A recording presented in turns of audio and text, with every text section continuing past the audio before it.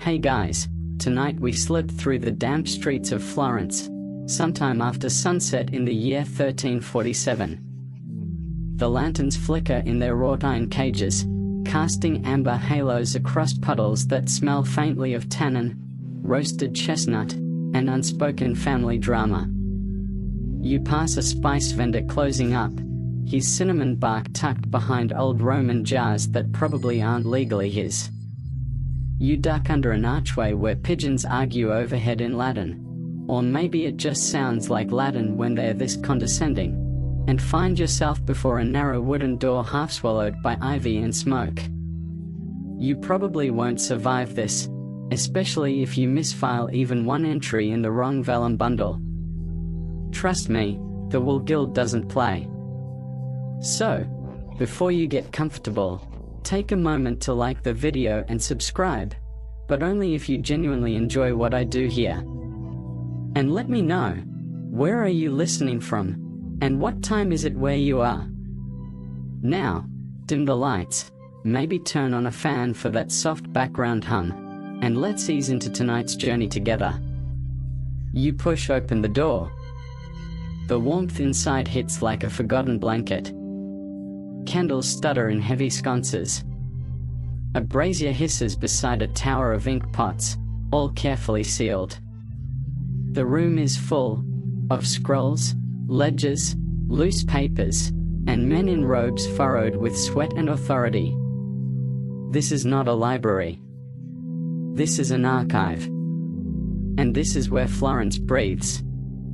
You take your place at the long oak desk, which bears the claw marks of ambition. In front of you lies the Elenco di Prestiti del Popolo, or, in slightly less melodic English, the People's Loan Index. It's a record of debts and repayments, tallied not for the sake of information but for survival. Because in 14th century Italy, cataloguing isn't just clerical, it's political warfare by handwriting.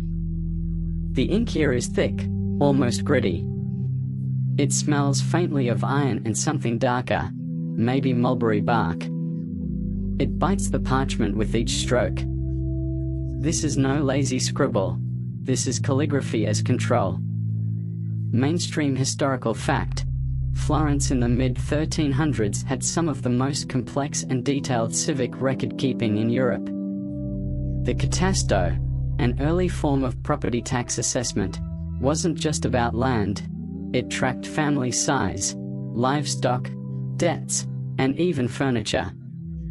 Yes, your chairs were public knowledge. Good luck hiding that heirloom cushion you stole from your cousin in Pisa. But tonight, you're not working on the catasto. You're logging promissory notes for the local Wool Guild, one of the most powerful in the city.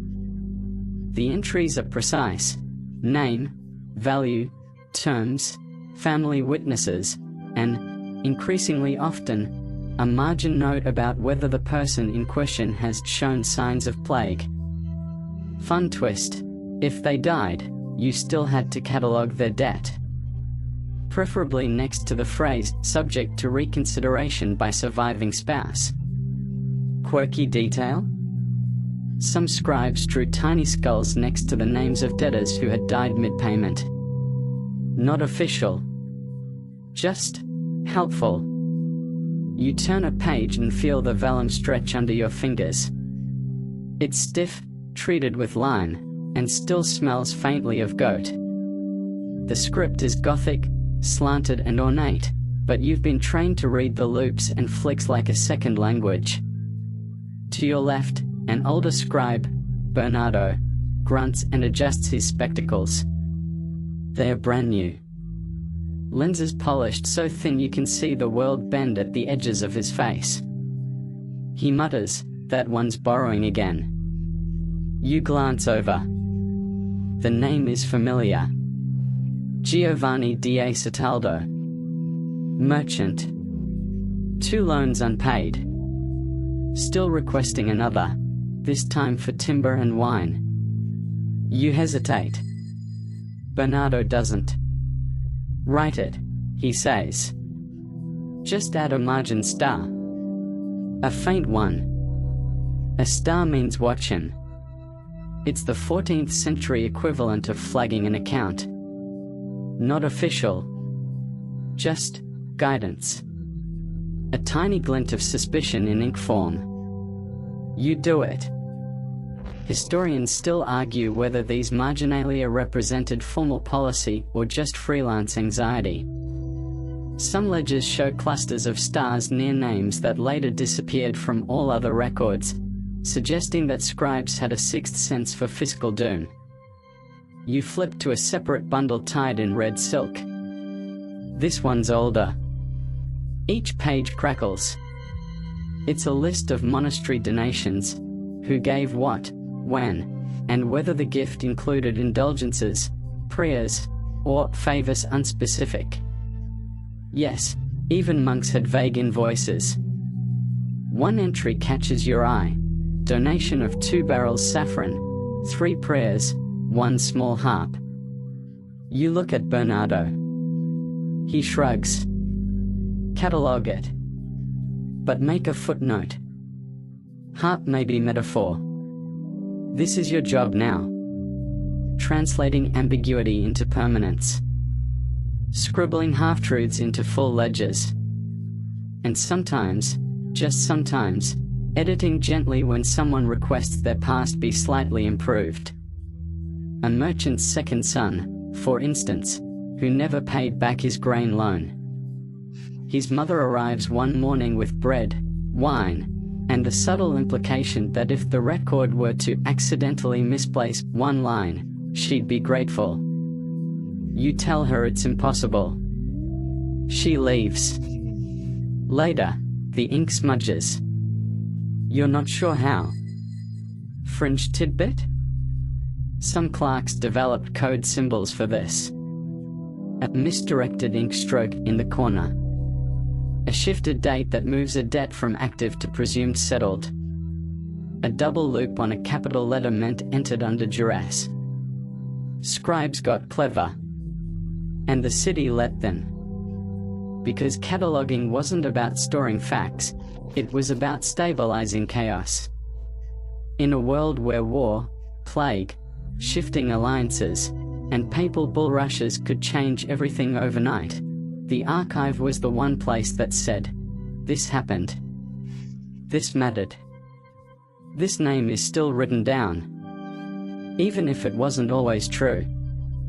You hear the bells outside now, first soft, then louder. Midnight. A clerk lights a fresh taper. You're told to finish your page and go home. But you linger. One more entry. One more soul added to the list of those who owe, those who paid, those who vanished. You write slowly. Name. Amount. Date. Witness. And then, without thinking, you add a symbol. Not official. Not required. Just a small spiral. Your own code. For maybe more than this. And in that moment, you realize you're not just a recorder. You're a filter. A scribe. A secret keeper. A cartographer of paper truths. And Florence will remember only what you decide to write. You return the next morning before the sun is fully up. The air outside still smells of wet stone and roasted barley from the bakeries firing up for the day. You dodge a cart full of cabbage and something that might be future cheese. When you finally push open the archive door again, your fingers are already twitching for your quill. And that's when you realize something's missing.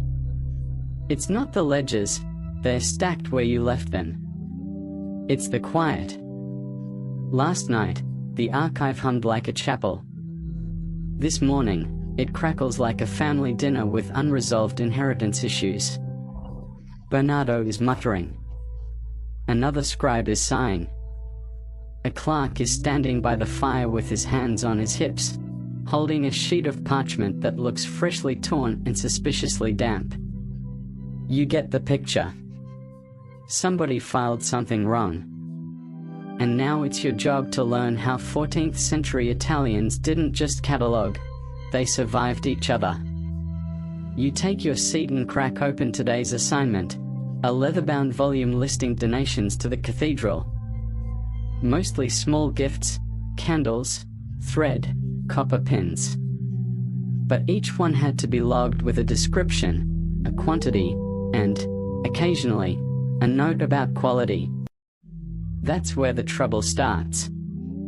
You find the entry, 12 wax candles, white, mildly scented. Beside it, a marginal correction in another hand, actually yellow. And one smells like fish. That's passive-aggressive cataloguing, Italian style. Mainstream historical fact, cataloguing in this era wasn't limited to books or money. It was everything: gifts, debts, deaths, rents, clothes, livestock, relics, even pen nibs. And because few forms were standardized yet, clerks developed their own systems, preferences, and rivalries. Like the ink feud between Pietro and Tommaso. You sit between them now. They're not speaking. Not since the Olive Count incident. You don't ask. But you notice something. Pietro's columns are obsessively neat. Tommaso's use shorthand, strange abbreviations, and something he calls intuition-led tagging. You have no idea what that means, but it looks like chicken scratch made by a slightly dramatic goose. You glance at the day's log again. Today's task is to inventory a collection of church vestments, robes, stoles, embroidered veils. Each item must be described down to thread color, weight, and known stains. Because nothing is real until it's written down. And nothing is safe from commentary. One robe is marked white, silk, embroidered in gold leaf, 4-point star. Then, in faded ink, worn during the bishop's unfortunate fainting spell. Possibly cursed? You hesitate. Do you include the curse? You do. But you write it as documented association with unexpected fatigue event. See? Professionalism. Fringe tidbit? Clerks occasionally included coded insults in their inventories, especially when working for wealthy families. A tooth-in bedsheet might be labeled optimized for frugality. A cheap goblet, suited to unfrequented guests. Entire items vanished from lists if the patron was disliked, only to reappear when the archive was reviewed by someone with better handwriting and worse patience. You open the velvet case containing a gilded book cover. It's covered in rubies, or what look like rubies. You gently catalogue the design, the damage along the edge, the small scratch that looks like someone tested it with a fork. And then comes the awkward part.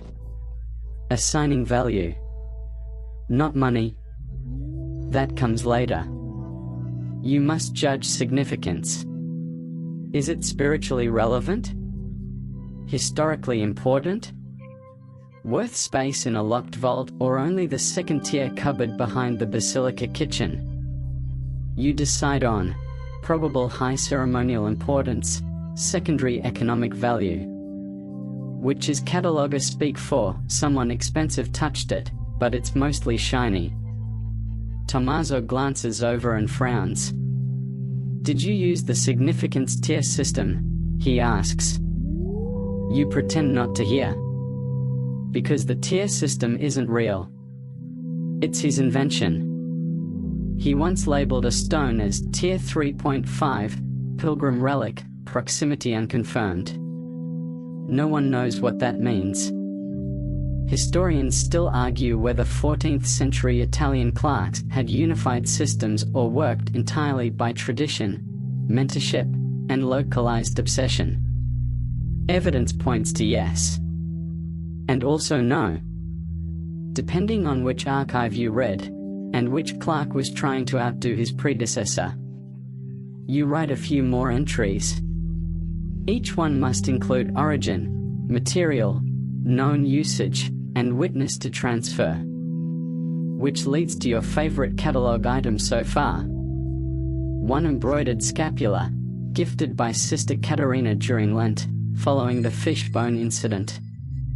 Witnessed by Father Gregorio and a passing goat. You want to meet that goat. You want to interview that goat. But instead, you sharpen your quill. A fresh page begins. This time, it's secular items, trade accounts and civic donations. A local merchant donated a barrel of dates for public morale, and someone else sent 2 scarves in lieu of monetary support. You catalog them all, including the scarf with a wine stain shaped like St. Peter. You note that, because maybe it'll be important later, and because cataloging is part logistics, part liturgy, and part drama. You pull out an older ledger and spot the signature of a clerk named Andrea. Andrea wrote long entries. Emotionally long. You read. Item 77. A single sandal, left behind by a pilgrim in the eastern portico. The leather is cracked but supple. Its partner was never found. Possible metaphor.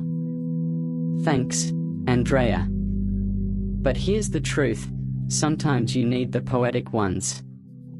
They're the ones who remind you that behind every item is a hand, a moment, a tiny glimpse into somebody's otherwise forgotten Tuesday.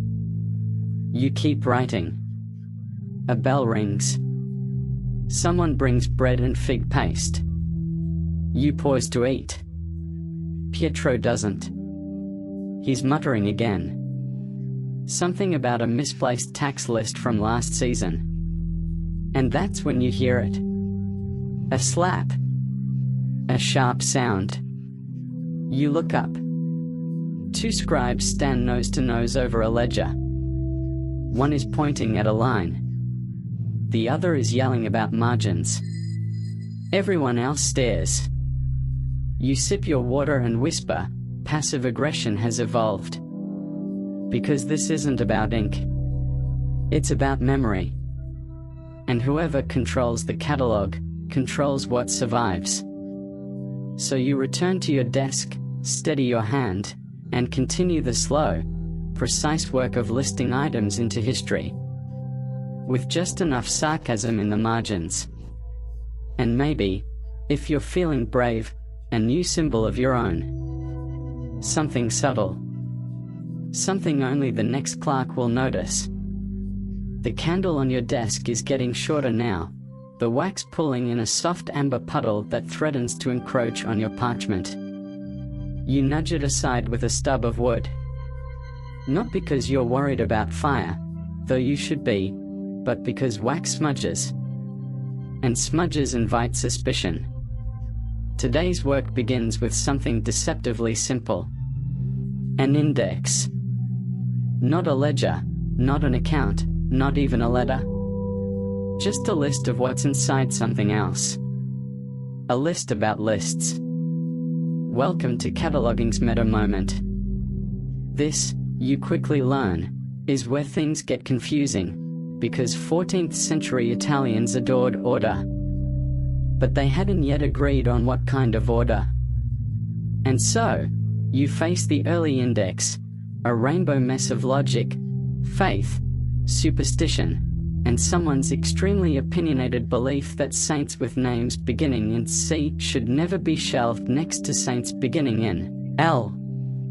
You unroll a parchment labeled Indus del Reliquii Libri Sacri, Index of Sacred Books and Relics. It starts alphabetically. Kind of. Agnus Dei. Benedictus. Then Gabriel? And then it stops. Picks up again with a list of colors. Then a series of symbols. Then the number of times a book was borrowed. Not helpful. You glance at the clerk next to you. He's snoring lightly, face down in an index of canon law texts. His fingers twitch like he's still cataloging in his dreams. You sigh and begin. Mainstream historical fact: before the invention of the modern alphabetic index, medieval clerks used all sorts of methods to organize material: by theme, by use frequency, by donor, by storage location, and occasionally by color. You come across a list divided not by letters, but by ribbon color. Each book in a chapel's locked chest had a silk ribbon sewn into the cover. Blue for theology, red for martyrdom, gold for miracles, verified or rumored. What could possibly go wrong? Apparently, a lot. Fringe tidbit? A monastery in Pisa tried organizing relic scrolls by the scent of the parchment. Yes, scent. Lavender for local saints. Rose oil for women. Myrrh for disputed miracles. The result was divine. Until a novice spilled vinegar and everything became the pungent category. Historians still argue whether this was a one-time innovation or an eccentric cataloger's final project before early retirement or exile. You brush your fingers down the index and find marginal notes everywhere. Not corrections, opinions. One entry reads, St. Lucia's prayers, filed under I's, as they should be. Another, moved Bernardus to B from S because saint is not a name, you troglodyte. You can almost hear the sighs echoing across the centuries. But beneath the chaos, something beautiful stirs. It's not that the clerks were disorganized. It's that they were trying to build systems before systems existed. Every index was a map through someone else's logic. You find a section organized by narrative shape. Scrolls about miracles where the dead rose again? One column. Miracles where the dead stayed dead, but their shoes moved? Separate column. Miracles that started with a fish and ended with a lawsuit? 3 columns. You stare at the fish column. You admire the ambition. You move on. Further down the parchment, you reach an index of borrowed books. Each name, scribbled with clear affection or judgment. Some are underlined. Some have skulls beside them. One has a tiny drawing of a chicken. Why? Because someone borrowed a recipe scroll and returned it greasier than it arrived. Justice, it seems, was visual. You take up your pen and begin transcribing the index into the master ledger. But how do you file something listed under saints with unusual here? Do you make a new category? Or slip it under hygiene and pray no one notices? You choose hygiene. You underline it twice. Later, a scroll labeled simply Songs and Remedies appears on your desk. Its index is handwritten, done in a soft brown ink that's either walnut or extremely old blood. The entries are numbered, but not sequential. 12, 13, 19, 7.5, 21, and 3. You pause. There is number 1. Or 2. Or explanation. The index lists for curing lovesickness, next to for convincing donkeys. The next entry, for making a widow laugh, sparingly. You love this scroll. You never want to return it. But your job is to decode the index. So you flip through the pages, and discover that the page numbers are a lie. The cures aren't in order. The donkey bit? Page 18, not 19. The lovesickness remedy? On a fold-out tucked between 2 riddles.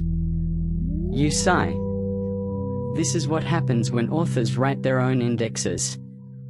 Clerks started creating secondary indexes. That's what this is. A catalogue of a catalogue. An attempt to map someone else's chaos using your own. And here, you find a tool. A slip of wood carved with holes, each one corresponding to a scroll and a subject. You slide a stick through the holes.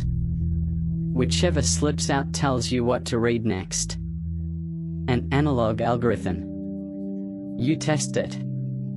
The result? Tax policy, followed by erotic poetry, followed by obscure nautical hymn. Sounds like Tuesday. You begin building your own index. This time, you try something new. You add symbols. A crescent moon for night prayers. A sunburst for scrolls best read aloud.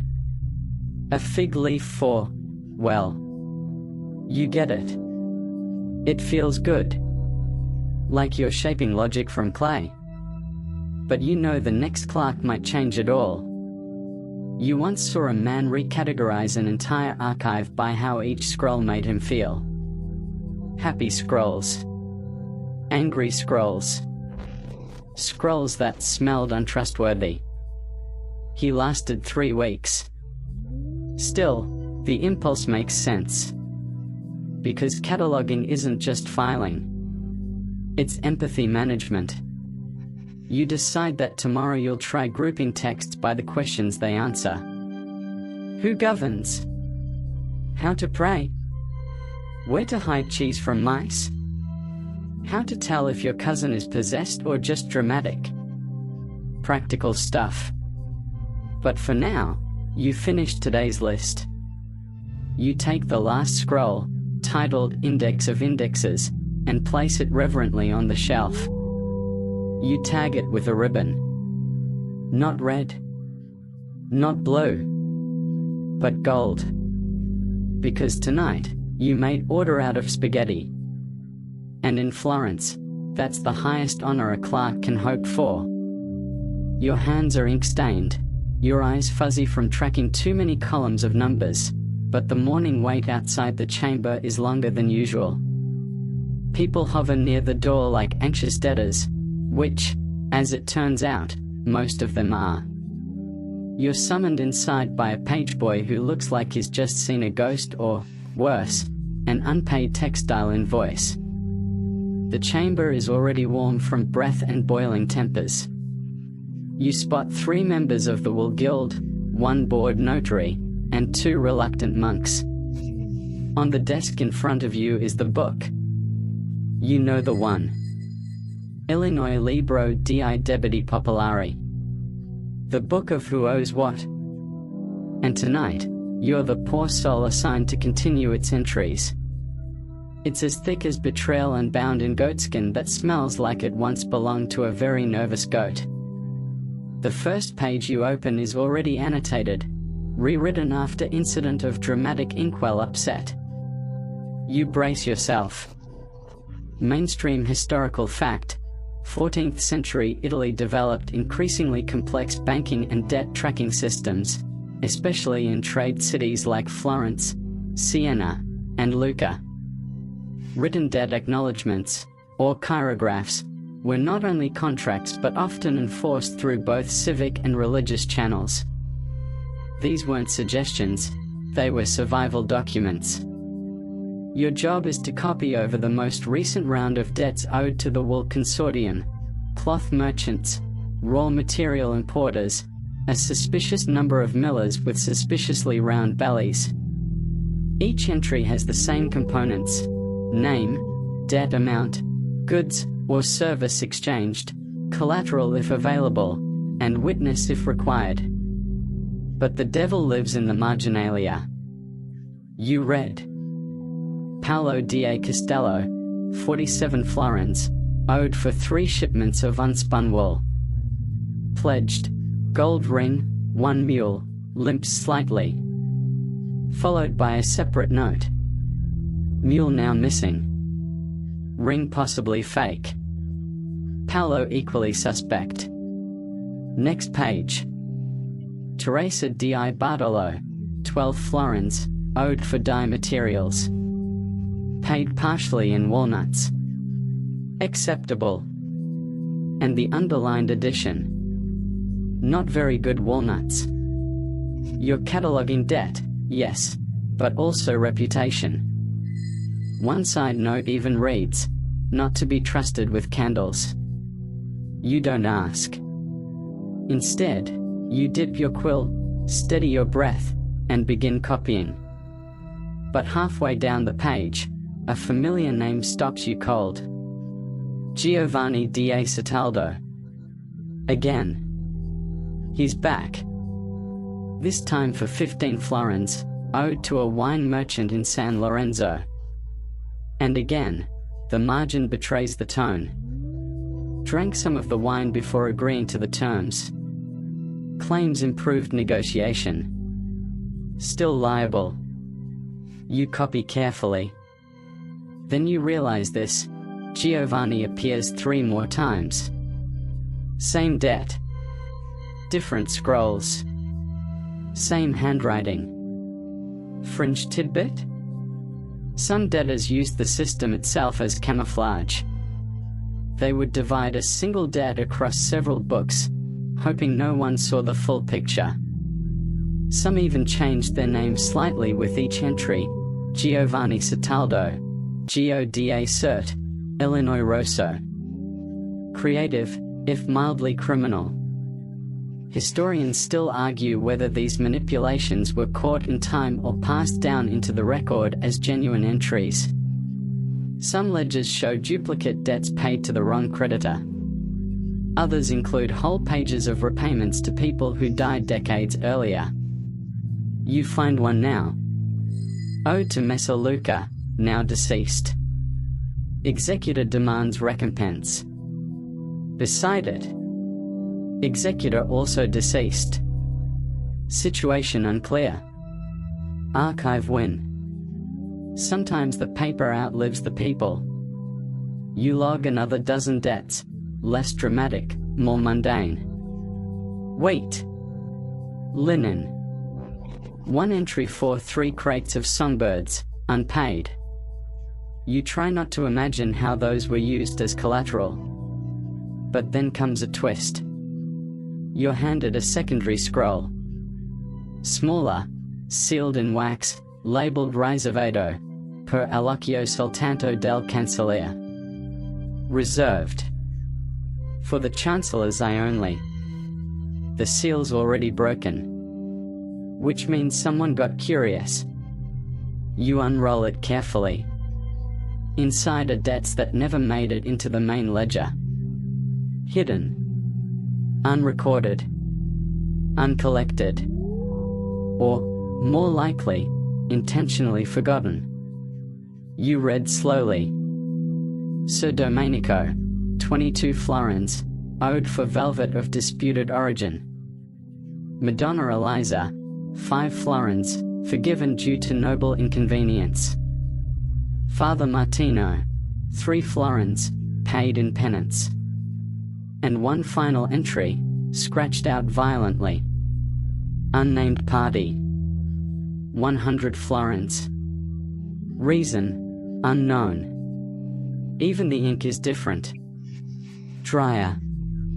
As if it didn't want to be there. You sit back.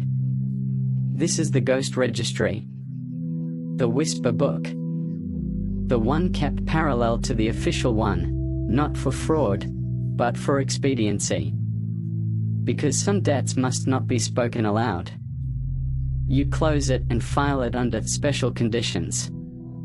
That's what the red tag means. You return to the main ledger, which now feels oddly innocent in comparison. Someone passes behind you, muttering, "Put Teresa's walnuts under goods in kind, not currency." She's already complaining. You comply.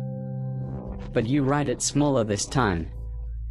Because here's the thing, when you catalog debts, you're not just counting coins.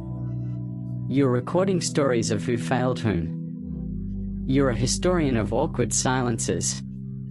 And tonight, you find your own. Because one name appears in the ledger, your own uncle. You didn't know he owed anyone anything. Yet here he is. Antonio di Giovanni, 9 florins owed, unpaid, pledging 2 boots, 1 partial manuscript of riddles. You stare. That manuscript sat in your family home for years. You always wondered why your father locked it in a box. You don't cross it out. You don't add a comment. You just write it again. Plain. Clean. No jokes. Because some debts don't need footnotes. They just need to be remembered. The ink is barely dry on your uncle's debt when a clerk taps you on the shoulder and jerks a thumb toward the back room, the scriptorium annex, which is really just a polite way of saying, that one corridor where people whisper louder than they speak. You duck your head and follow. The room is colder. Less light. Fewer candles, more judgment. This is where the real work happens. Not because the scrolls are more important, but because the people in here think they are. You step inside and immediately feel outnumbered, not by the scribes, but by their opinions. 3 long tables. 8 scribes. 1 huge window that lets in just enough daylight to let everyone see each other roll their eyes. You take your place at the least squeaky stool, next to 2 men mid-debate about whether wool inventories should include smell condition. The one on your left is scribbling furiously in a ledger labeled Importi della Lana Grezza, raw wool imports. The one on your right isn't writing at all. He's drawing a cow in the margin of a monastery account. He doesn't look sorry. You recognize this instantly. Scribes with sharp quills and sharper opinions. Mainstream historical fact: professional scribes in 14th century Italy were often highly educated, sometimes trained by the church, and frequently employed by guilds, cities, or noble families. They didn't just copy, they interpreted, corrected, and occasionally improved the texts they handled. And with that power came commentary. Marginal notes weren't just footnotes. They were personality leaks. You glance over at the wool ledger. Your neighbor has written, "Shipment from Venice delayed. Smelled of sea rot." Inspector cried. Then, smaller, in a different ink. Inspector cries often. You cover your smile. The next parchment is a city census scroll. Dry work. Names, professions, property counts. Until you spot, scrawled in a slanting, impatient hand. Giuliano claims to be a blacksmith. Hasn't lifted anything heavier than a loaf since 1325. You're not sure if that's defamation or just accurate journalism. Fringe tidbit? Some scribes left entire conversations in the margins, responding to previous notes like it was a parchment forum. One scroll contains a running argument between 2 clerks about whether a fishmonger's wife should be listed as assistant or unpaid collaborer. Spoiler: she wasn't amused either way. Historians still argue whether these marginal debates were encouraged or just tolerated. Some monasteries blacked out commentary they found unholy. Others leaned into it, letting the margins blossom into parallel documents. You pick up your assignment, recatalogue an existing land ledger from a small parish near Prato. It's a mess. One section is written in alternating Latin and vernacular Italian. Another includes a sketch of a particularly impressive pig. But your job is to clarify and copy. You begin. The first name, Matteo Illinois Vecchio. Property, 3 rows of beans. A cart. 1 regrettably vocal rooster.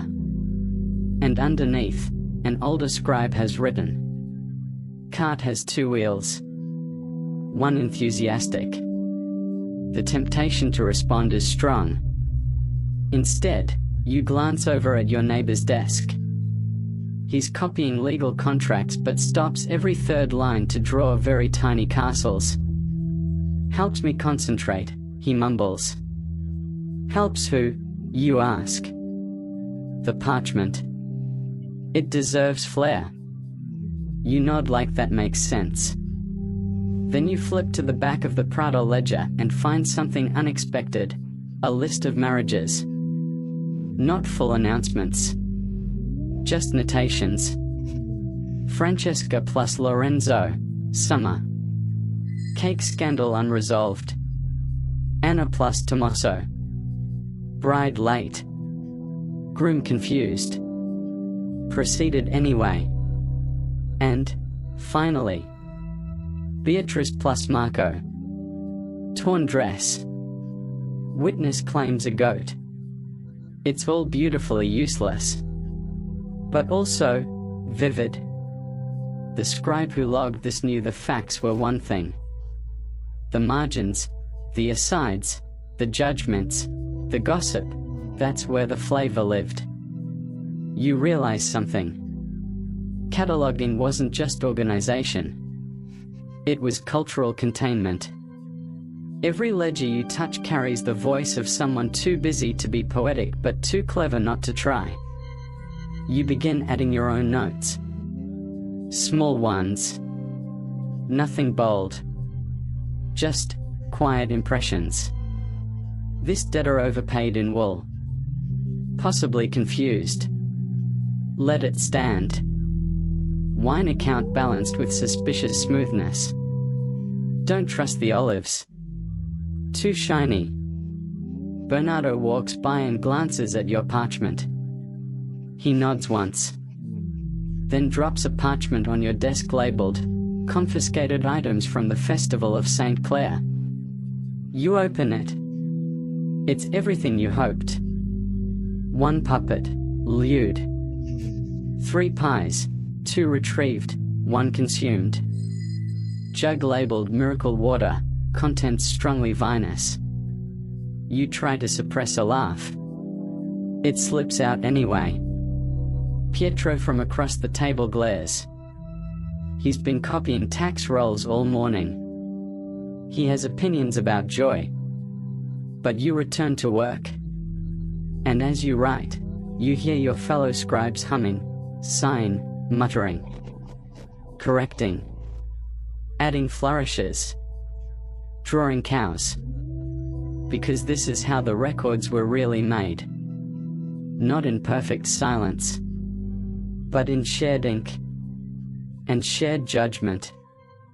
And when you close the scroll, you take one last look at your final entry. A short note. Barely more than a whisper in the parchment. All things are counted. Some more than others. And you know it's true. You've barely finished sipping your watered-down wine when the door creaks open and a voice calls your name, sharp, nasal, and entirely uninterested in how long it's been since your last proper break. You rise. Your knees creak like a century-old drawer. Today's assignment? The Mercado ledger. You sigh. This means one thing: guild inventories. Flour counts. Indigo weights. And, yes, goats. So many goats. You once tried counting them by ear and gave up after 48 bleats and one particularly offensive sneeze. You follow the voice through 2 hallways and into a sun-drenched room that smells like ink, starch, and faint dread. A merchant is already waiting with a pouch of receipts. He eyes you like you're about to charge him for breathing. You take your seat at the large communal table, laid out with account scrolls, tally rods, and 2 freshly sharpened goose quills. Guilds, goats, and grain counts. It's going to be that kind of day. Mainstream historical fact: Italian city-states in the 14th century were essentially run by guilds. Everything from bakers to dyers to notaries belonged to a guild, and each guild kept rigorous records, part bookkeeping, part branding, part paranoia. You're handed the day's master list, and your first task is to copy inventory for the Bakers Guild. You start. Giulio da Borgo, 8 sacks flour, wheat, 1 sack flour, barley, 2 sacks flour, hopeful. Wait, what? You recheck. It definitely says speranzoso. Fringe tidbit? Some guilds labeled flour by intended optimism. Flour for daily bread, flour for sweet feast buns, and flour for rainy day loaves. No joke. You copy it anyway. And make a note. Confirm later whether hopeful flour is euphemism or actual blend. You move on to the dyers. A much more colorful crowd, literally. The Dyers Guild is notorious for its chaotic record keeping. Probably something to do with all the fumes. Their ledger includes this gem. Antonio, 3 barrels indigo, 2 blue, 1 barrel green, emotional, 5 bolts fabric, haunted. You hesitate. Haunted? The merchant shrugs. Sometimes it moves. You log it as fabric, unspecified temperament. The goat entries come next. The Livestock Guild scribe is nowhere in sight, but his notes have been left, scrawled in pencil, of all things. You wonder if he's testing fate. Goat number 12, female, average milk, personal. You pause. Personal? You flip back to the front of the page. It reads, official inventory of market livestock, excluding private affiliations. You underline excluding. You tag goat number 12 with a small star. Because there's nothing more dangerous than an unlisted personal goat. Another goat, hashtag 14, is listed as rented. No name, no owner. Just temporary assignment, purpose unclear. You write, see goat ledger, if one exists. Historians still argue whether separate goat ledgers were maintained or folded into general livestock records. Surviving documents suggest some cities had full taxonomies: milkers, carriers, emotional support goats, unofficial, and sacrificial candidates, not as unpopular as you'd think. The rest of the ledger turns to produce. Grain counts are precise to the half measure. Olive oil, however, is less cooperative. You log one merchant's report: 12 jars, 5 with lids, 3 suspiciously light.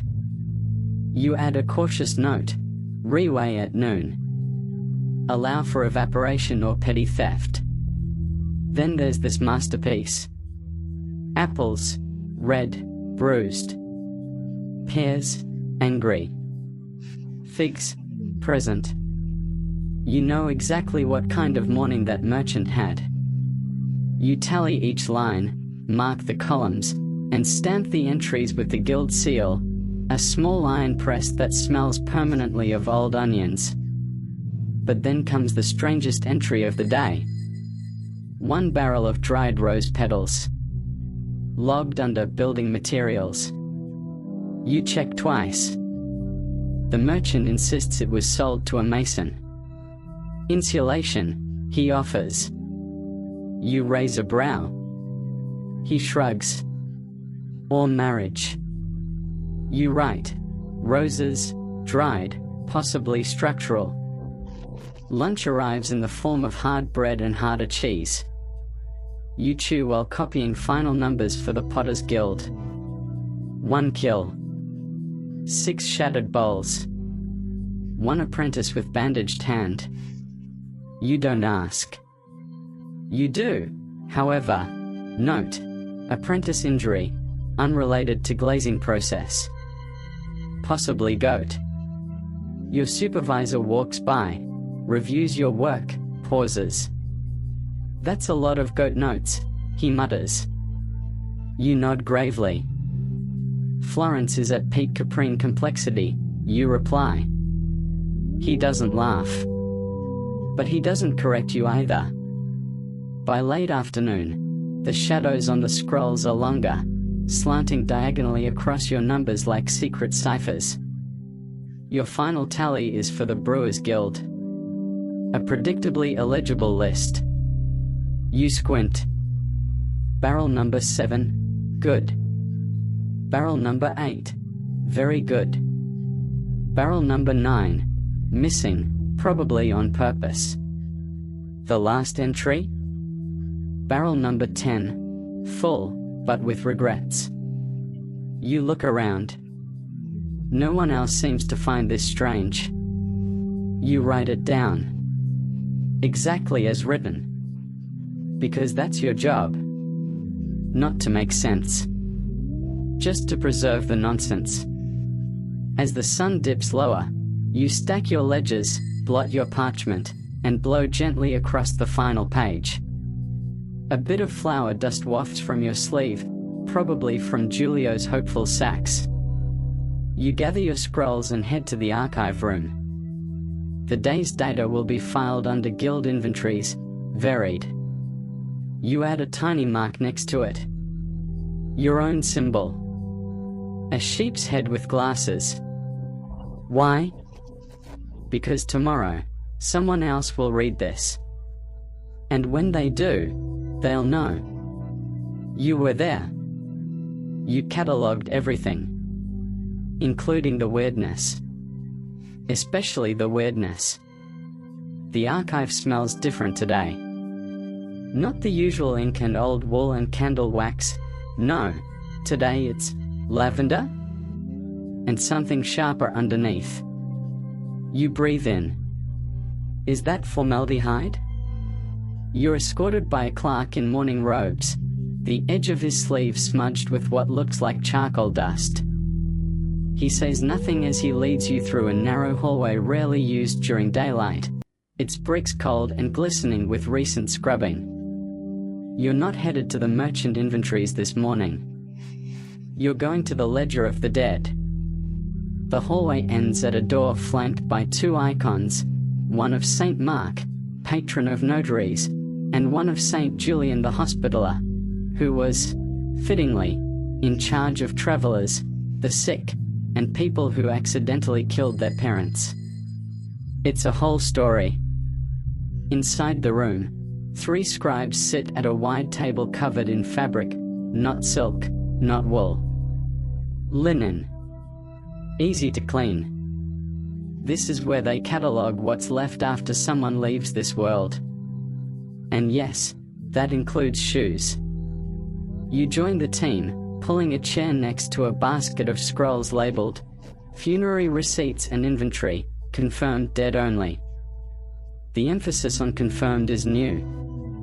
Mainstream historical fact, 14th century Italian cities kept thorough death records, especially after the Black Death began to stalk Europe in the late 1340s.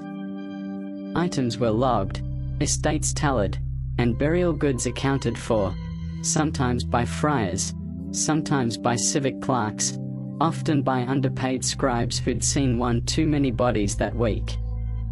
You begin with the basic format. Name of deceased. Date of death. Place of burial. Items retained, items buried, items transferred. But today, your first entry is not a lord or merchant.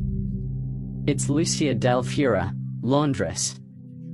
Buried with 1 rosary, a handkerchief embroidered with violets, and a pair of velvet slippers with silver thread. That raises eyebrows. A laundress with velvet slippers?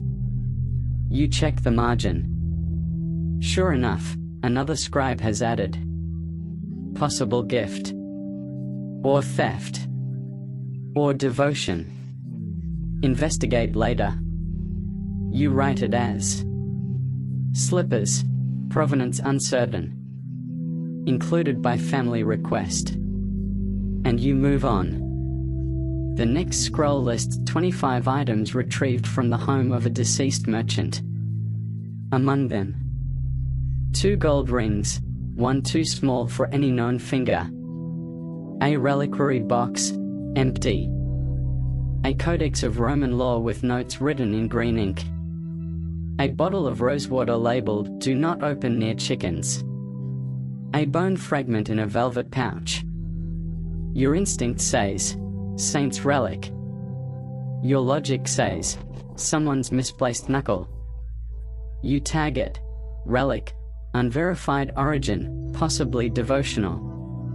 Refer to Friar Matteo. Next comes a funeral record from a wealthy widow.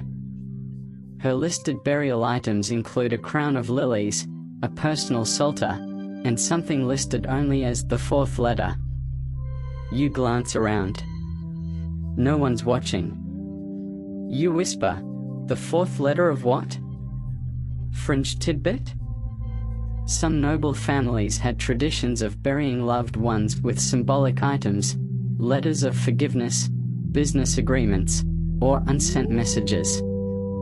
One famous case involves a banker buried with his own debt absolution in triplicate. Historians still argue whether this was a form of penance, hope for divine debt forgiveness, or just pettiness from beyond the grave. You continue. Next scroll, Father Leone, passed peacefully in sleep. Items catalogued. 1 brown habit, worn. 1 crucifix, cedar, chipped. 1 spoon, ivory, engraved. 1 scroll of psalms with added lyrics about pickled turnips. You blink. You reread. You stare at the last entry. A second scribe has underlined the word lyrics.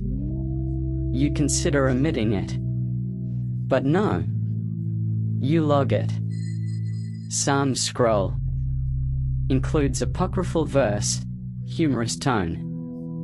Notes for archivist discretion. You wonder what they sounded like.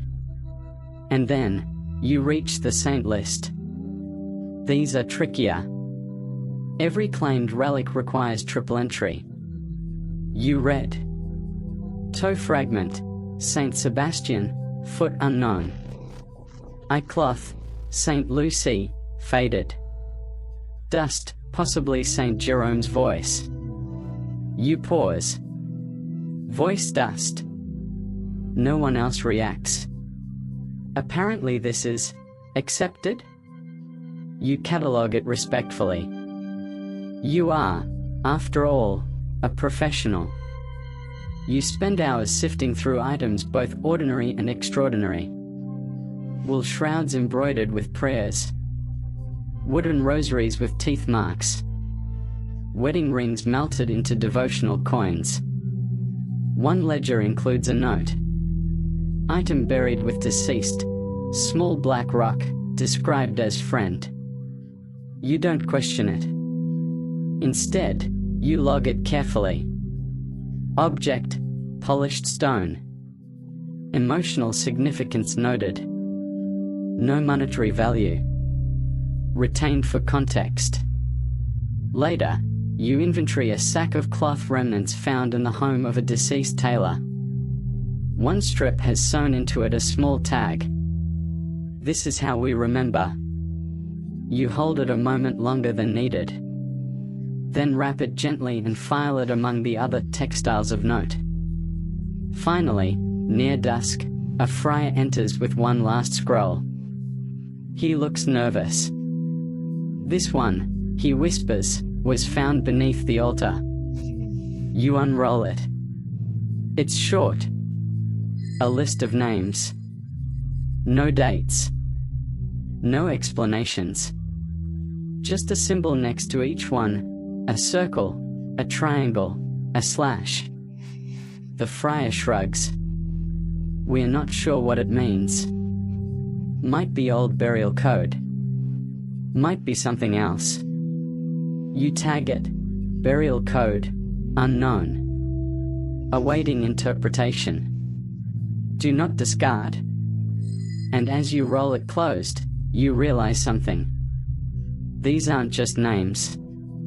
They're exits. Moments logged into memory. Lives reduced, yes, but also acknowledged.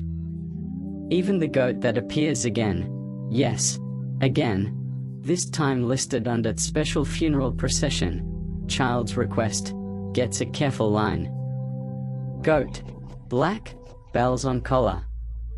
Walked beside cart. No objections.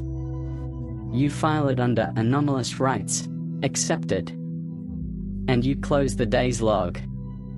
The dead, it seems, were no less complicated than the living. Just quieter. Usually. The hallway you walk down next is silent in a different way, not reverent like the funerary archive, but expectant. You know that hush libraries hold when they're not quite sure if you're here to read, or steal. That's this place. You stop before a thick oaken door with black iron hinges shaped like curled vines. Someone's carved a motto into the lintel, Sapientia vincit tenebras. Wisdom conquers darkness. You push the door open and immediately smell iron, parchment, and a hint of beeswax. The room's cooler than the others. And dimmer. For a reason. These are the locked books.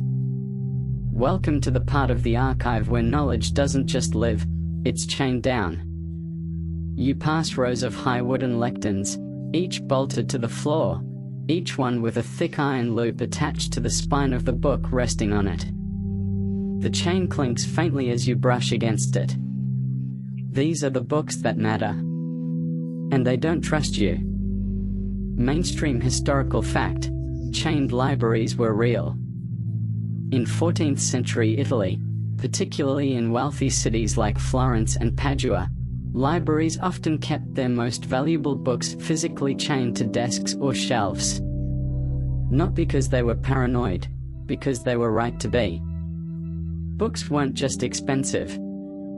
They were dangerous. You approach the main lectern, where today's cataloguing is already underway. A fellow clerk nods to you without looking up. His chainmail gloves are faintly ridiculous, but the man once cut himself on the corner of a psalter and declared war on book edges. You pull today's scroll, Registro di Libri Vincolati, Register of Bound Books. Your job is simple. List the book's title, if any, chain number, desk location, weight, yes, weight, and condition. You begin. Book 1, Glossy Super Decretals, bound in pigskin, chain 7, lectern 3, weight approximate 12 pounds, binding cracked, marginalia in Greek. You pause. Greek? The book's Latin. You flip a few pages. The notes are critical. Not theological critiques, fashion critiques. Bishop's shoes, overly indulgent. No arch support. You write it down anyway. Because nothing's more dangerous than a bored monk with a pen. Further down the shelf, a volume labeled only with a crude I symbol. The tag reads, Libellus Droculus, caution urged. Fringe tidbit? Books on anatomy, optics, and other border sciences were sometimes chained more tightly, or even locked behind jewel keys. Not because of their content alone, but because they were prone to interpretation. The wrong one. This one includes a section on how light passes through glass and sin. You log it as content doctrinally sensitive. Illumination includes ambiguous eyeballs. You feel watched. You shift to the next lectern. Here lies a book with no title, no author, and only 2 words embossed in brass on the front cover. Do not. Of course, it's been opened thousands of times.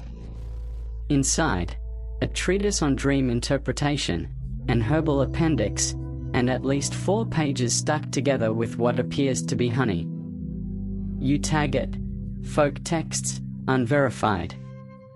Reader left-handed. Residue present. You check the desk's weight hook. Each lectern has a pulley system that estimates the current weight of the chained book.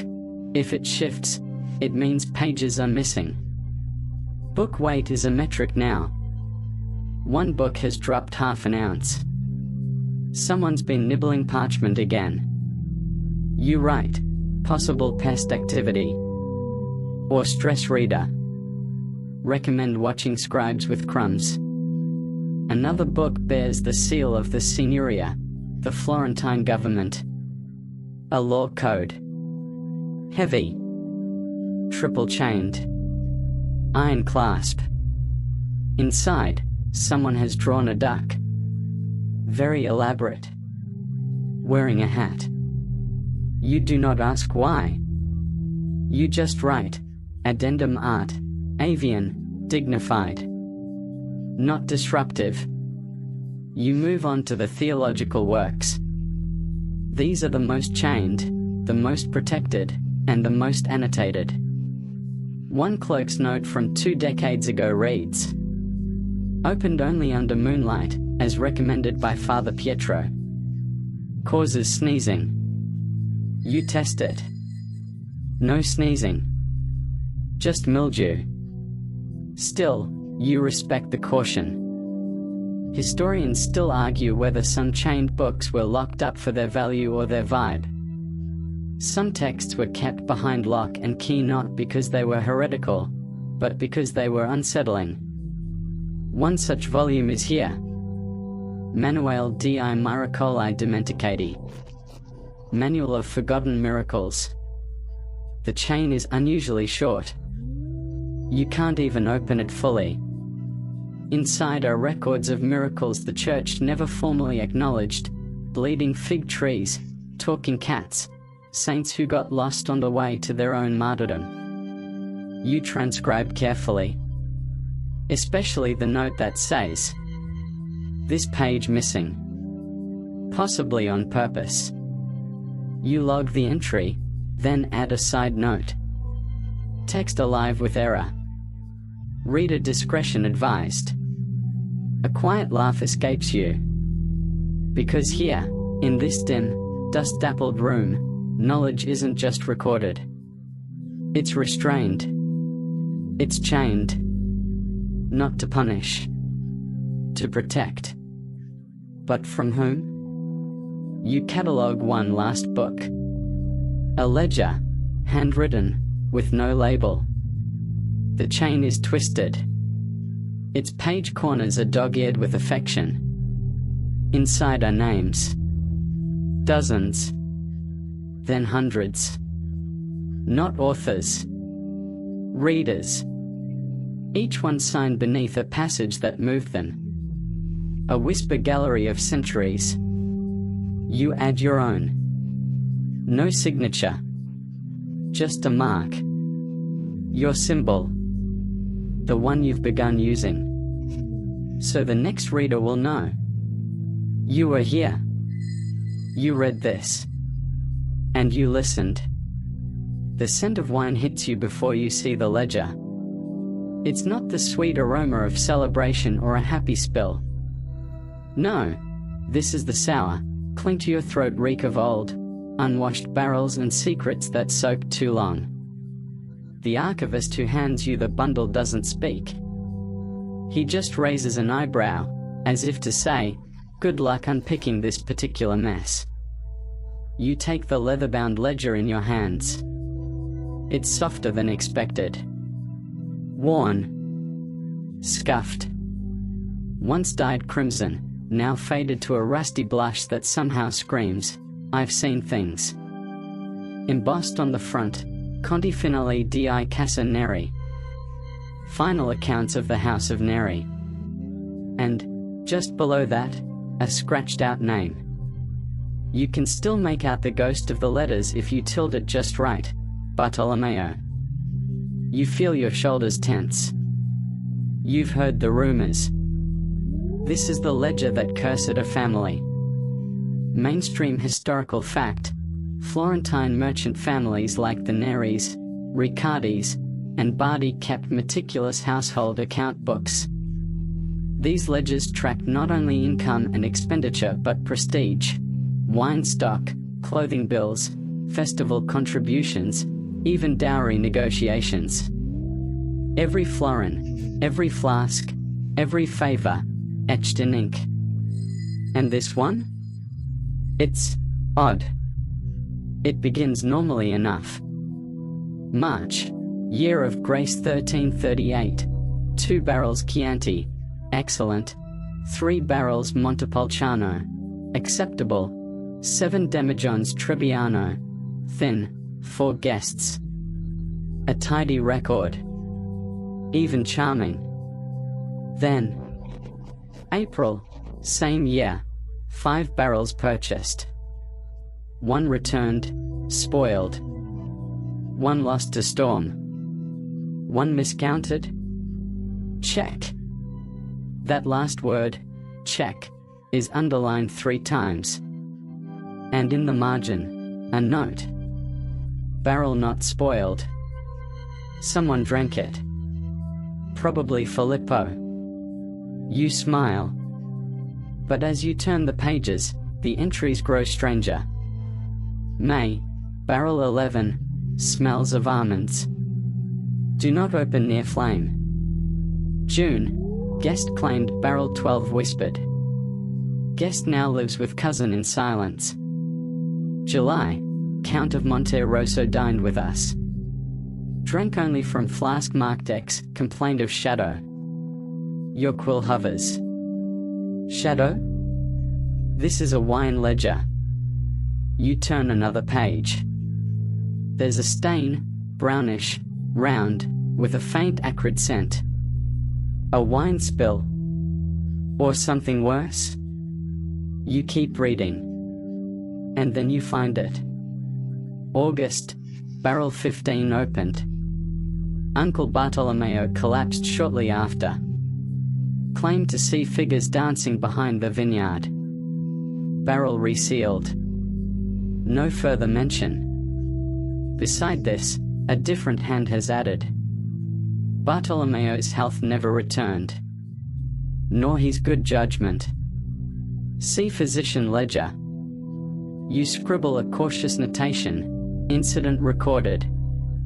No confirmable medical outcome. Story persists. Fringe tidbit? Some Florentine families believed certain barrels of wine could become spiritually disturbed.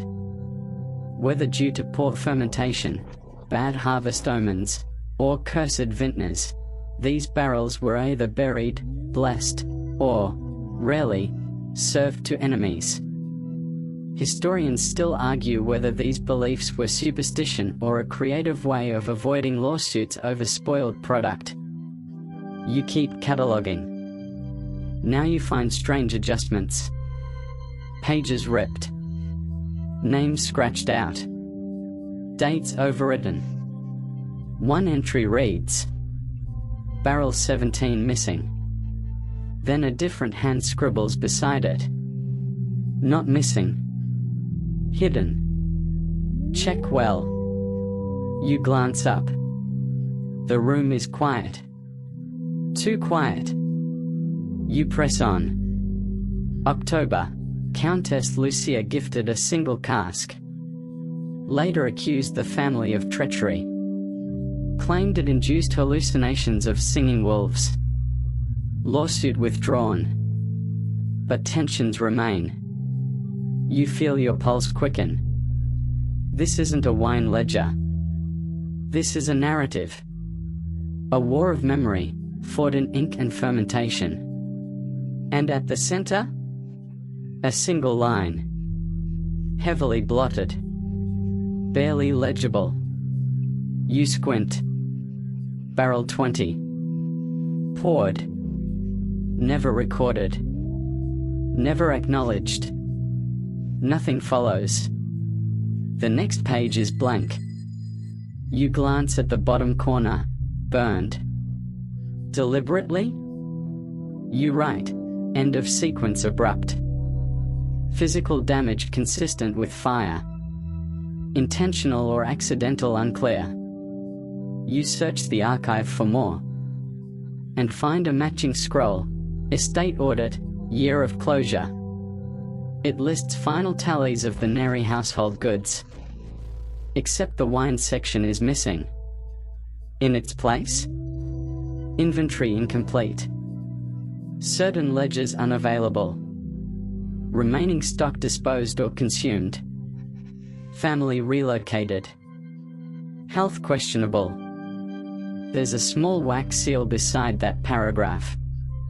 Pressed into it, a feather crossed with a broken barrel hoop. You log it all. Then return to the original ledger. At the back, hidden behind a false binding flap, you find an envelope. Unlabeled.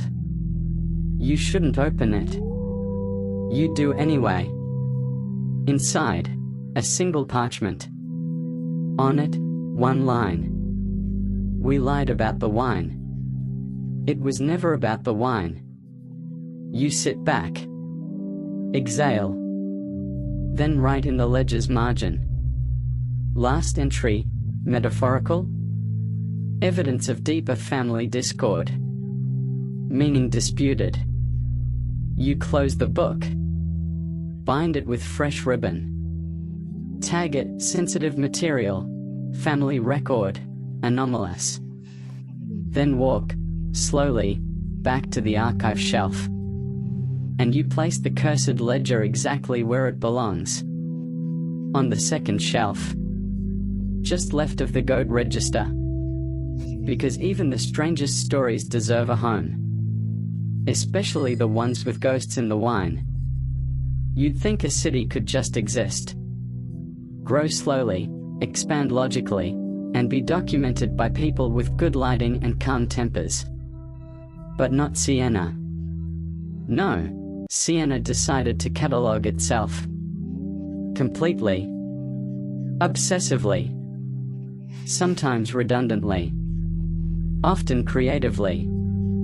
The moment you step into the civic archives for this next assignment, you feel it, like a city watching itself in the mirror, asking, is my number of barrels per district flattering?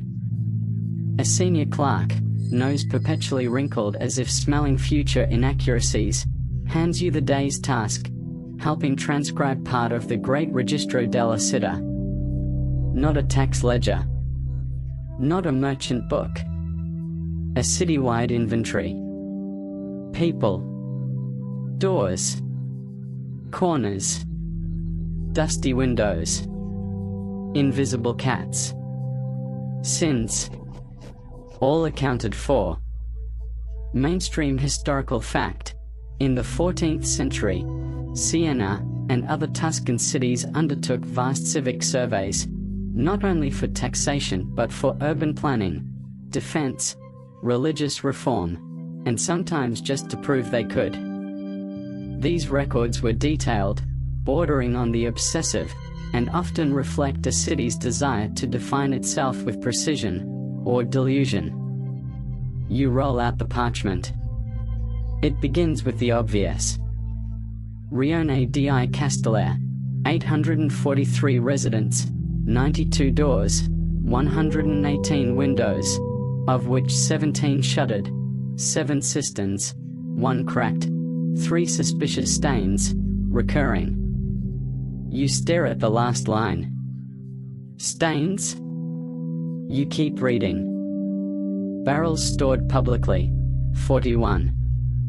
Pigeons observed nesting, 61. Public outbursts reported, 4, including one song duel. You take a long, meditative sip of your lukewarm water. Then you begin copying. Some entries are purely architectural. Arch over Via del Moro, still crooked. Repairs scheduled. Again. Wall on San Pellegrino, bears drawing of wolf. Artist unknown. Expression unclear. Others track commerce. Market Square, 15 stalls, 9 licensed. 1 rogue vendor, mobile. Sells figures. You write, fig vendor mobile. Watchlist recommended. You flip to the next scroll. It's more granular. Painfully granular. A neighborhood near the old wall is listed by number of steps to climb from corner A to B, number of chairs visible from windows during feast days, number of shutters that creak in a guilty manner. You check twice. Yes. That's the wording. 4 shutters creak like sinners. Note sent to Carpentry Guild. Fringe tidbit? Some of Sienna's inventory clerks developed reputations for florid commentary. A famous scribe once logged an alley as smelling of regret and boiled cabbage. Another listed a plaza's acoustics as favorable to secrets. Historians still argue whether these entries were tolerated for flavor, or if the scribes simply had better handwriting than bosses. Next, you reach a page devoted entirely to barrel accounting. Barrels, apparently, were the nervous system of Siena. Water barrels. Wine barrels. Salt barrels. Each one described, tagged, and in some cases, judged. Barrel number 44, mysteriously lighter. Owner denies leakage. Barrel expresses no opinion. You tag it, anomalous barrel. Pending investigation or confession. A new page brings an inventory of animal residents. Yes, Siena logged its animals. In detail. Pigs, 201. Chickens, 743. Goats, 98, 6 philosophical. You stop. Philosophical goats? You squint at the marginalia. A note, observe to gaze wistfully. Uncooperative. You log it. Because it's not your job to understand. Just to remember. Then comes the sins ledger. Yes, really. A partial record of communal confessions, grouped by district. San Martino, 5 acts of envy, 3 of gluttony, 1 of ambiguous desire, possibly artistic. You tilt your head. You write, ambiguous desire, flagged for review. Consult Artistic Guild. Next, you encounter a new category. Sounds. Piazza del Campo, Tuesday market hour. Bells, 6. Shouting, regular. Laughter, diminished. Via di Sitter, nightfall, 1 lute, possibly reluctant. Footsteps counted, 83. You write it down. Because every footstep matters in a city trying to catalogue its soul. Now the scroll grows wider, literally. A fold-out. It's a map of municipal graffiti. Drawings of saints, caricatures of city officials, 1 deeply passionate chicken, anatomically unconvincing. Each marked with location, material, weathering estimate, and social impact. 1 entry reads: drawing, man kissing fish. Location, behind butcher. Reaction, confusion. You snort softly. Then turn the scroll to its final fold. At the very bottom, upside down, a note. City remains incomplete. Not all barrels confess. Not all walls speak truth. You pause. Then write. Self-awareness observed. Archive recommends cautious optimism. Historians debate whether Siena's attempt at total inventory was about control or comfort, whether they hoped to fix problems by naming them, or merely felt better imagining they could. you know the truth. The catalogue wasn't about control. It was about witnessing.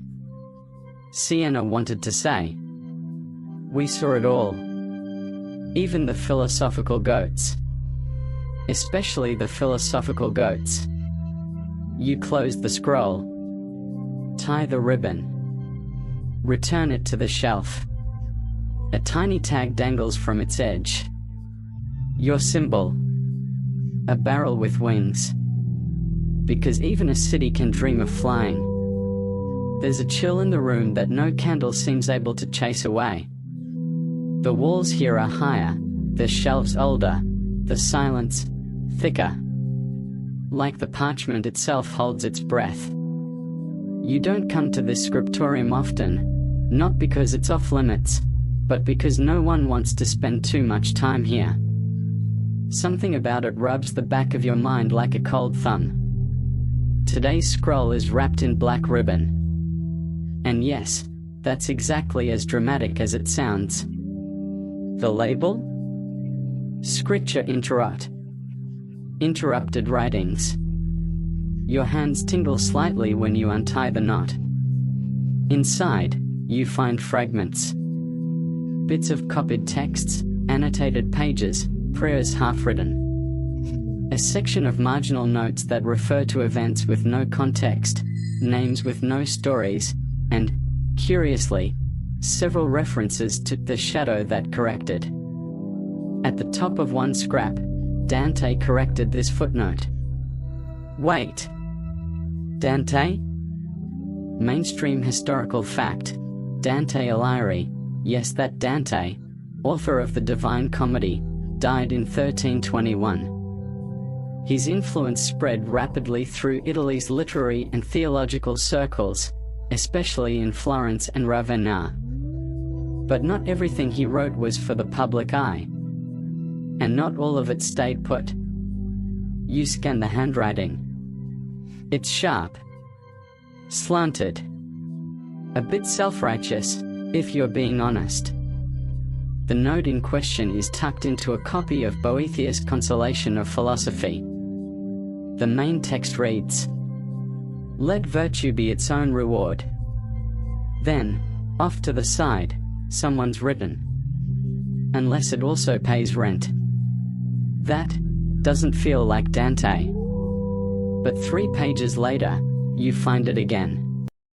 In the hierarchy of souls, love outpaces law. Beside it, "This is why Florence failed." You feel that chill again. There's no proof, of course. Just rumor. But the older scribes whisper of Dante's ghost in the margins, that he returned, not to write new books, but to revise old ones. Fringe tidbit? A few heavily annotated manuscripts of theological treatises from the 1330s bear recurring phrases eerily similar to Dante's known language. One even includes a sketch of a man walking away from a burning city, labeled only "The Quiet Poet." Historians still argue whether these annotations were truly posthumous Dante, or just a very passionate fan with expensive ink and a flair for the dramatic. You keep cataloging. Each entry begins to echo the same themes. Notes on justice. Marginalia about exile. Drawings of staircases going nowhere. Latin corrected to Florentine dialect, then back again. One scribe's comment reads, "The poetry bleeds into the prose. I cannot unsee it." Another, barely legible. "He stood behind me. I swear it." Okay. Deep breath. You're not superstitious. But you are careful. You file these entries under annotations, disputed origin. Then you reach a scroll labeled only D. The parchment is brittle at the edges. You unroll it slowly. Inside, 31 pages of copied cantos, verses mirroring Inferno, but not quite. Same rhythm. Same themes. But darker. Stranger. One line. I passed through the archive of the unspoken, where books read themselves in silence. You blink. Because that feels like something you've experienced. You flip the scroll. At the bottom, one final annotation, in that same sharp hand. This version is better. Leave it. You write. Alternate Dantean composition. Possibly apocryphal. Poetic cadence consistent. Suggest preservation. You tag it discreetly. With a small symbol, a candle half melted, its flame curling into a question mark. Then you move on. Because the next fragment is different. Not poetic. Administrative. A city zoning document. You're about to skim past it when you see it. A footnote. Zone 4 contains the echo. Do not whisper. What? You recheck. There's a secondary annotation, corrected by D. The chill returns. You catalog the document. File it. Secure it. But your hand lingers on the scroll's edge. Because the idea that someone, anyone, would keep reappearing in the margins, long after they died, long after their fame had crystallized. That sticks with you. Dante, it seems, wasn't finished. And maybe neither are you. Your fingers are still tingling when the next scroll arrives, not delivered with the usual muttered handoff, but presented on a dark wooden tray. As if someone is offering you a cake. A very suspicious cake. The clerk bows. Leaves without a word. You glance at the label. It's elegantly inked in a looping script. Inventario del cosmo restituite. Inventory of things never returned. Oh yes. You're in for a treat. Mainstream historical fact. Medieval Italian archives often included logs not only of loans made, whether books, tools, clothing, or sacred items, but of loans that had not been returned. These weren't simple missing items. They were black marks. Memory traps. They could taint family reputations for decades and spark public feuds over candlesticks, cooking pots, or the odd missing thumb bone of a saint. You unroll the parchment slowly. The first entry reads, Book, De Plantis et Pietrae, loaned to Lorenzo Bianchi, Spring 1323. Not returned. Claimed swallowed by dog. Credibility low. You nod. Classic Lorenzo. 2 lines down. Iron tongues, lent to Giulietta della Torre. Last seen during festival. Later discovered in procession, held by masked figure. No confession made. There's a sketch of the tongues. And a suspiciously detailed mask. You write, object possibly paraded. Status, unresolved. Tongue's dignity, compromised. The list continues. And it gets weirder. Silk veil, cherry red, borrowed by Anna di Morro. Claimed dissolved in sunlight. Prayer stool, painted, borrowed by unnamed friar. Replaced with identical stool. Identicalness disputed. You chuckle. But beneath the humor, there's something else. A kind of emotional residue. These aren't just things. They're relationships, recorded at the moment of fracture. One entry stabs deeper. Miniature of Saint Apollonia, given to Signora Carla as a gesture of comfort. Comfort refused. Miniature retained. Letter sent. No reply. You pause. Someone documented heartbreak in a ledger. Fringe tidbit? In some Tuscan archives, archivists allowed for emotional annotations. Not just the facts, but the tone.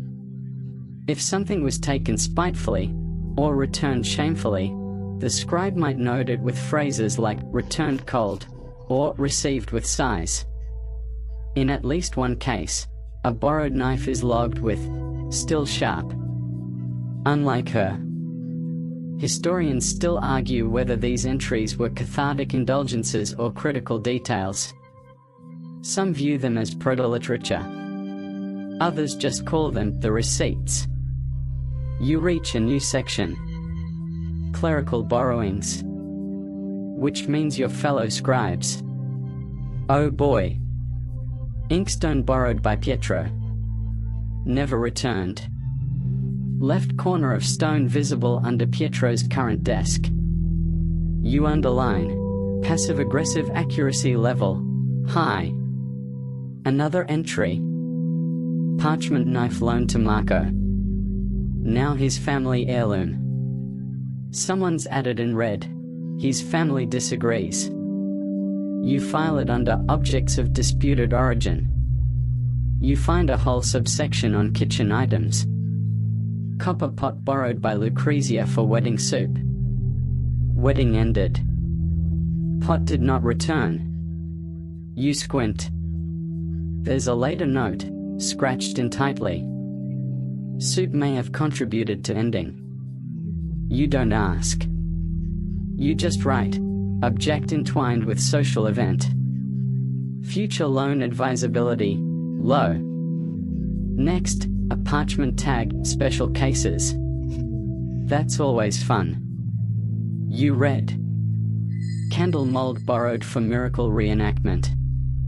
Reenactment failed. Mold now considered unlucky. Wool rug, circular, lent to neighbor for goat performance. Goat performance now illegal. Rug untraceable. Goat performance? You don't ask. You do mark. Loan context. Unclear but deeply intriguing. Near the bottom of the scroll, the entries become more abstract. Borrowed. Trust. Lent freely. Never returned. Borrowed. Patience. Worn thin. Misplaced by time. You raise your eyebrows. Someone got existential in the back half. But you respect it. You add a small note in the margin, archivist reflection permitted. Within reason. Then you find it. Your name. Well, not your name. But your handwriting. From 5 years ago. Inkwell, brass, loaned to Bartolo. Still waiting. No pressure. Just watching. You stare at it. You remember that inkwell. You remember Bartolo. You smile. He never returned it. You never really expected him to. But you did write it down. Because the archive remembers. It always does. That's its power, and its curse. Nothing leaves unmarked. You roll the scroll closed. Tag it. Catalogue it. And before you leave, you add one more line. Hope, loaned to history. Expecting returns. The scroll you receive next is tied with a plain cord. No seals. No decorative flourishes. Just soft, grey paper that smells faintly of incense and something older. Dust, maybe, or time left unswept. The title is short and almost apologetic. Confessioni inventariate. Inventoried Confessions. You glance up at the friar who handed it to you. He shrugs, already turning away, as if to say, you probably shouldn't enjoy this, but you absolutely will. And he's right. Because this isn't a list of sins. It's a catalogue of confessions. filed, noted, and categorized with clinical, if slightly gossipy, precision. Mainstream historical fact: while confession in 14th century Italy was a sacred and confidential act, some friars, especially those tied to inquisitorial or reformist orders, kept coded records of penitent trends. Not names, of course, but patterns. They noted recurring sins, social behavior shifts, and occasionally, very curious specifics. You unroll the parchment. The first section is labeled plainly: sins of appetite, frequency, weekly. Under it: stealing grapes, common. Hiding cheese from spouse, less common. Drinking sacramental wine to test for sourness, debated. Consuming figs intended for saints' table, scandalous. You blink. Someone stole figs from a saint? You jot your note: Saint Fig incident, symbolic theft. Monitor for repeat behavior. Next section: sins of speech, frequency, hourly. You already know this is going to be fun. Gossip during funeral. Singing inappropriate songs during Mass.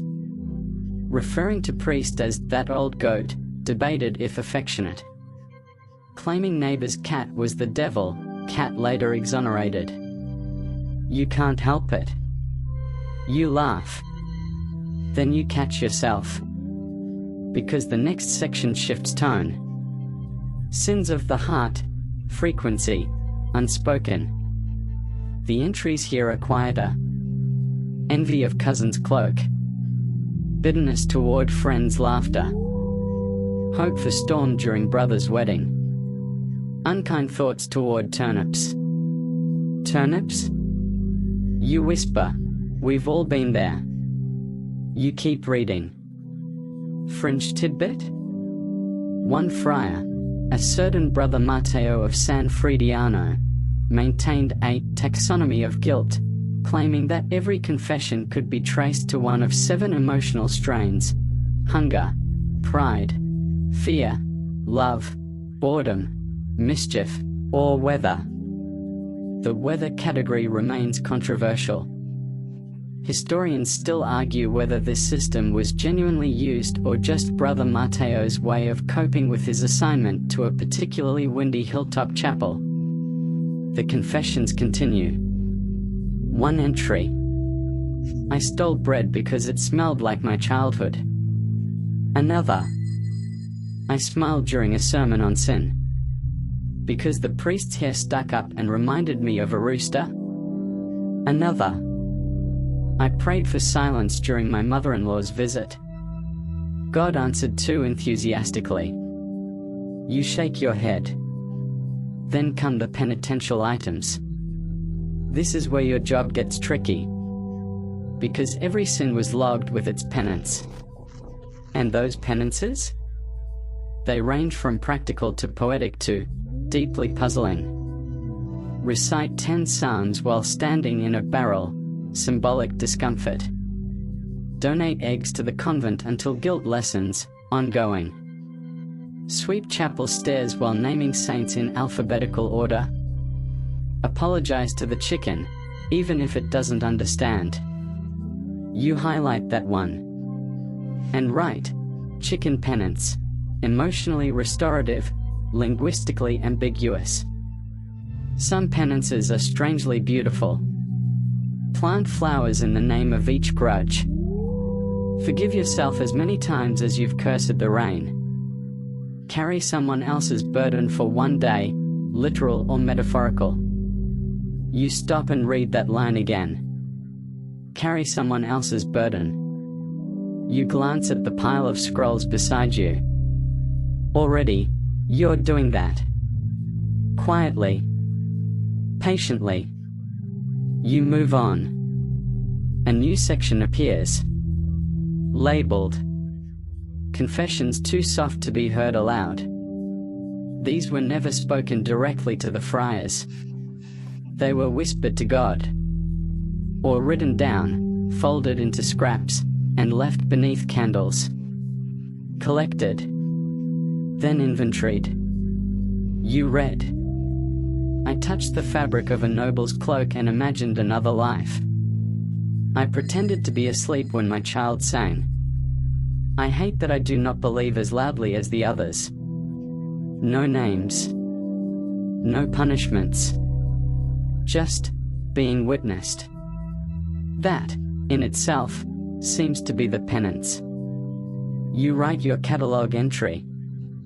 Category: silent offerings. Recorded with reverence. Action: none required. Then you find a final note. Tucked at the bottom. Not in Fry's handwriting. This is newer. Sharper. From an archivist. Preserve with care. These are the pages where people stopped pretending. You sit still for a long moment. The room feels warmer somehow. You file the scroll gently. Then you take a blank scrap. Just one. And you write. Sometimes I forget why I began this work. Then I remember a confession about turnips. And I know again. You fold it. Place it beside the ledger. And smile. Because maybe, just maybe, that counts too. You're jolted awake by shouting. Not real shouting, recorded shouting. Well, documented shouting. A voice is reading aloud from a parchment like it's a battle cry, though he's technically reciting an inventory. You hear it as you enter the civic chamber. 3 chickens, 1 jug, 2 baskets of apples, and a brick. Another voice shouts, "That's a lie." And thus begins your next assignment. The tax list that burned down a town. Mainstream historical fact: in 14th century Italy, taxation was everything. Towns like Lucca, Florence, and Pisa relied on ever-evolving lists of property, livestock, and income to extract tithes, tolls, and tribute. And these weren't vague tallies, no, these were excruciatingly detailed assessments, often disputed violently. Disputes over tax assessments weren't rare. In some cases, they escalated into riots. Or worse. The clerk who summons you is flushed and agitated. "This list," he says, placing a thick parchment into your hands, "caused an incident. You eye the label. Imposta Annuale, Quartier di Santa Maria, 1342. You begin to read. It starts reasonably. Family of Pietro del Grosso. 2 cows, 1 small orchard, 4 daughters of marriageable age, 1 loom. Wait, daughters? You blink. That's not taxable. Or at least, it shouldn't be. You look at the margin. Someone's written, valued for dowry potential. Assessed at half loom each. Oh no. You sigh. Then turn the page. It gets worse.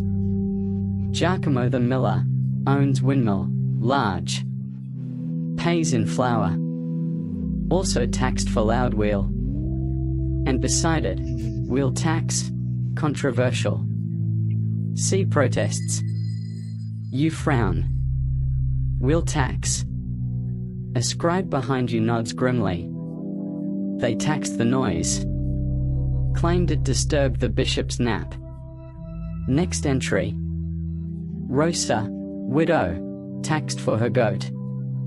Goat suspected of hiding second goat. That's not a joke. That's written down. You write in your log, assessment includes speculation.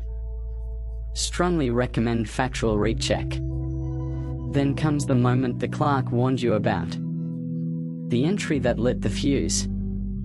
Household of Bartolo da Ponte, vineyard, 5 barrels, roof tiles, new, grapes, suspiciously fat, laughter heard after curfew. You pause. Laughter? That's not taxable. It's barely recordable. But there it is, itemized as sign of prosperity withheld from tithe registry. What follows is a note in another hand.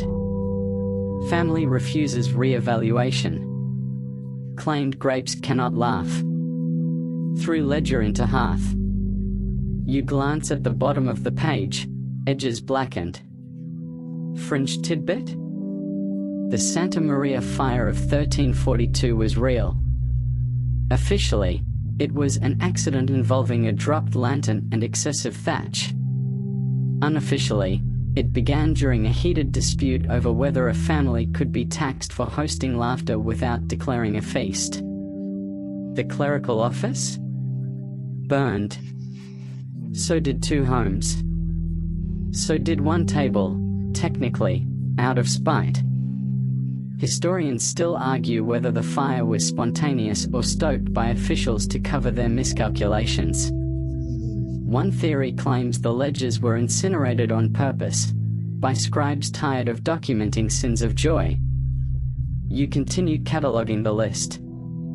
Post-fire, the entries grow stranger. Item: single boot. Owner refuses to produce second. Claims it never existed. Taxed for presumed pair. Chicken coop, empty. Taxed as potential. Child claimed imaginary friend. Friend not listed in census. Family find. You lean back. Rub your temples. This is beyond parody. You check the final page. It includes a summary of fines collected, fines refused, fines refined.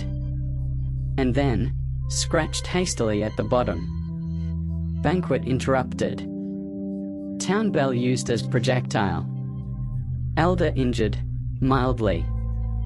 One song composed in protest. You blink. There's a line of musical notation scrawled below. Lyrics? They taxed our goats and taxed our grins. Then taxed the places we'd once been. You sigh. And smile. Then tag the scroll. Incident record. Cultural. Administrative. Combustible. As you file the document, another scribe sidles up. You know, he murmurs, they still argue about the grapes. You raise an eyebrow. Too plump, he says. People thought they were enchanted. You snort. Enchanted grapes? Everything's enchanted when you're being overcharged. He has a point. You turn one final page. A postscript. Santa Maria District rebuilt. Ledgers remade. Laughter no longer taxed, but deeply noted.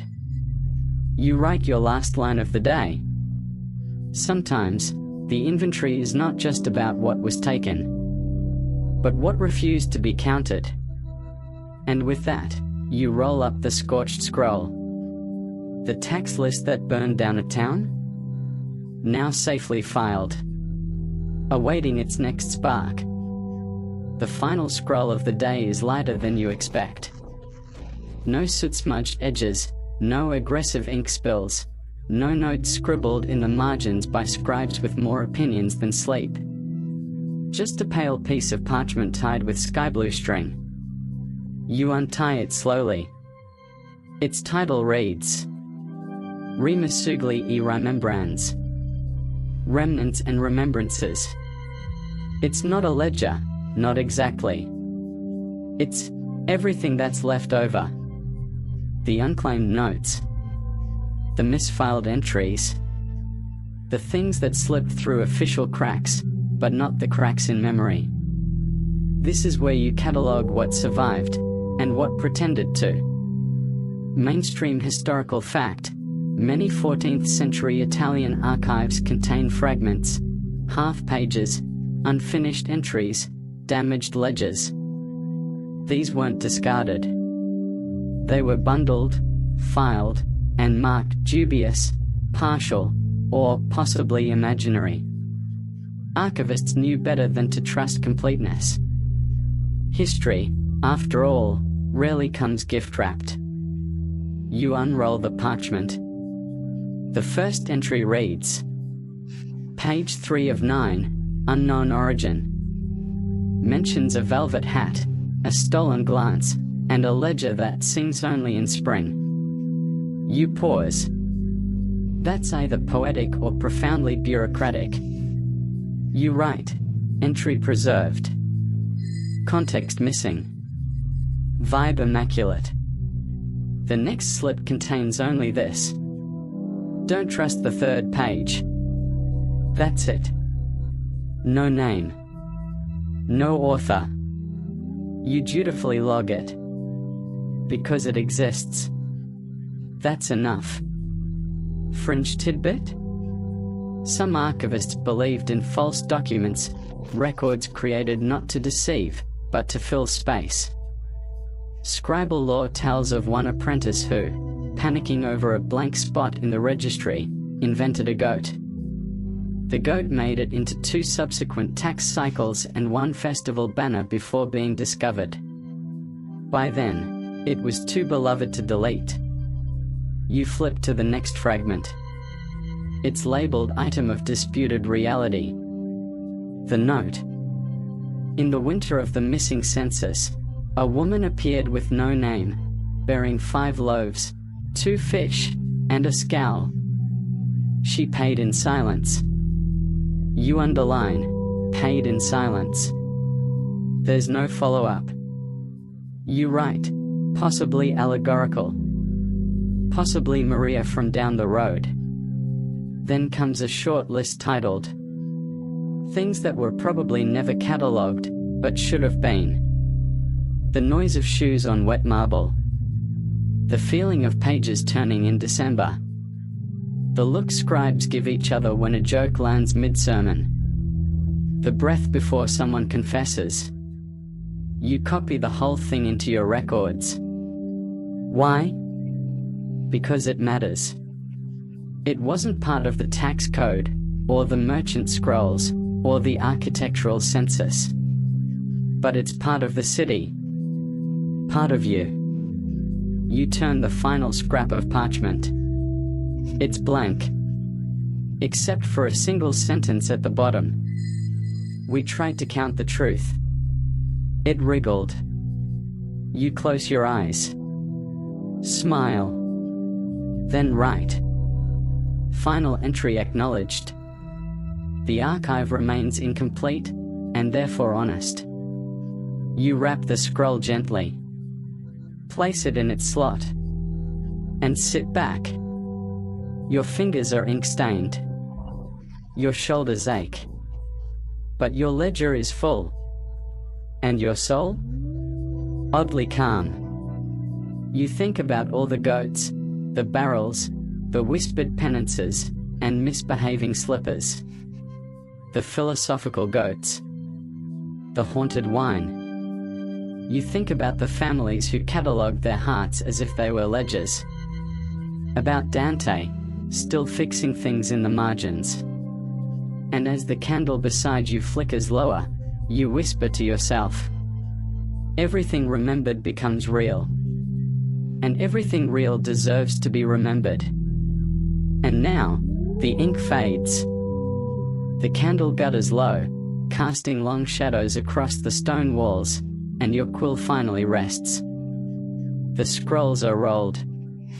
The ledgers are stacked in perfect, uneven piles. Somewhere behind you, a scribe coughs softly and leaves, the door closing with a click like the final line of a poem. You sit in that hush for a little while longer. Let it all settle. The ghosts of goat entries. The wine that might have whispered. The sigh of a window that never quite shut. It all becomes quieter now. Not gone. Just quieter. You stretch your fingers, Stiff from hours of writing, from listing things no one else thought to keep, from turning the ordinary into legacy. The parchment crackles faintly as it cools. You gather your tools. Blow out the candle. The room darkens, but the ink remains, black and steady. Unmoving, but not still. Because somewhere in these dusty lines is laughter, and fear, and stubborn joy. You've catalogued it all. Even the parts they didn't ask for. Especially those. You walk slowly toward the door. The night outside hums like a lullaby in a tongue older than the city. You pause at the threshold, glance once more at the shelves. At your mark. Your strange little symbol. You smile. Because it will wait for you. They all will. And tomorrow? There'll be more to remember. More to file. More to quietly love.